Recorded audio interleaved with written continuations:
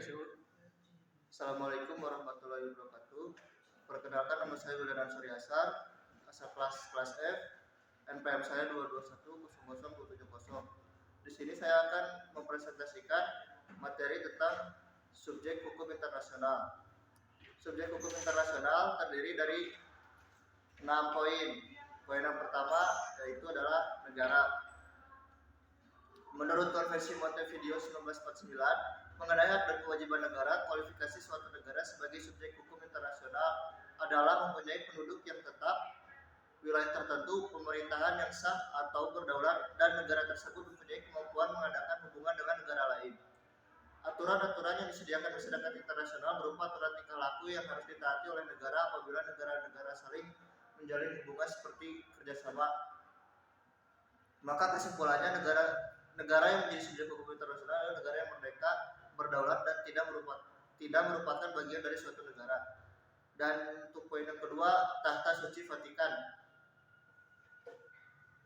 Tahta Suci Vatikan memiliki perwakilan diplomatik di berbagai negara di dunia dan kedudukannya sejajar dengan wakil diplomat negara-negara lain.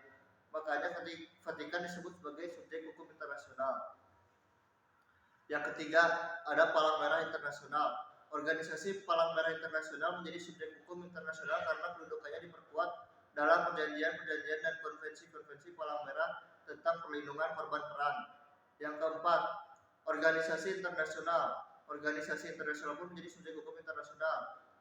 Klasifikasinya organisasi internasional ada 3 poin. Yang pertama, organisasi internasional yang memiliki keanggotaan secara global dengan maksud dan tujuan yang bersifat umum, misalnya Perserikatan Bangsa-Bangsa atau PBB.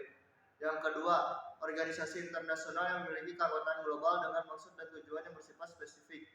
Contohnya World Bank atau Bank Dunia, IMF, dan WHO, dan lain-lain. Organisasi internasional dengan keanggotaan regional dengan maksud dan tujuan global. Contohnya ASEAN. Untuk yang kelima, individu atau orang perorangan. Setiap individu menjadi subjek hukum internasional apabila tindakannya memperoleh penilaian positif dan negatif dari masyarakat dunia. Jadi individu dapat dikatakan subjek hukum internasional apabila yang dilakukannya berdampak secara internasional.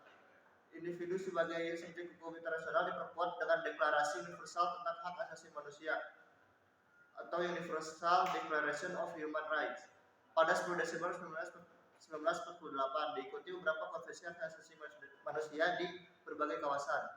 Yang keenam, kelompok pemberontak atau pihak bersengketa. Kelompok pemberontak atau pihak yang sengketa awalnya muncul sebagai akibat dari masalah di dalam suatu negara, maka penyelesaiannya sepenuhnya urusan negara yang bersangkutan. Bila pemberontakan itu berkembang sampai meluas ke negara-negara lain, maka kelompok tersebut dapat dikatakan sebagai subjek hukum internasional.